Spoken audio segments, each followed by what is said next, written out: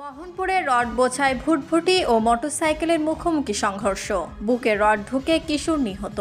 নিজস্ব প্রতিবেদক M A মামুনের পাঠানো তথ্য ছবিতে বিস্তারিত।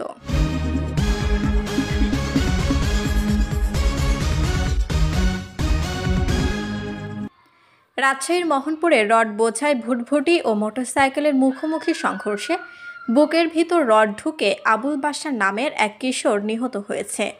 মঙ্গলবার ৪ মার্চ সকাল ৯:৩০টার দিকে উপজেলার কেশরহাট কামারপাড়া সড়কের চক বেলনা নামক স্থানে এ দুর্ঘটনা ঘটে। নিহত আবুল বাশার নওগাঁ জেলার নিয়ামত উপজেলার বাহাদুরপুর গ্রামের বাবুল হোসেনের ছেলে। দুর্ঘটনার খবর পেয়ে ঘটনাস্থলে গিয়ে নিহত কিশোরের মরদেহ উদ্ধার করে নিয়ে যায় পুলিশ। পুলিশ ও স্থানীয় সূত্রে জানা গেছে, মঙ্গলবার সকালে আবুল বাশার কম্পিউটার শেখার জন্য মোটরসাইকেল নিয়ে বাড়ি থেকে মোহনপুর উপজেলার কেশরহাটে যাচ্ছিল।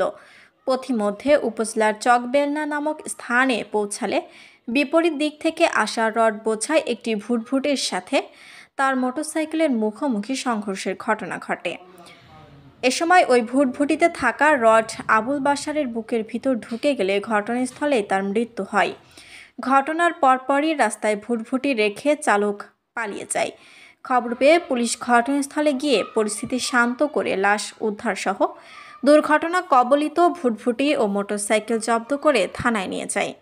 মোহনপুর থানার ভারপ্রাপ্ত কর্মকর্তা ওসি আতাউর রহমান ওই দুর্ঘটনার সত্যতা নিশ্চিত করে বলেন, খবর পেয়ে পুলিশ ঘটনাস্থলে গিয়ে ভুটভুটি, মোটরসাইকেল ও লাশ উদ্ধার করে থানায় নিয়ে আসা হয়েছে।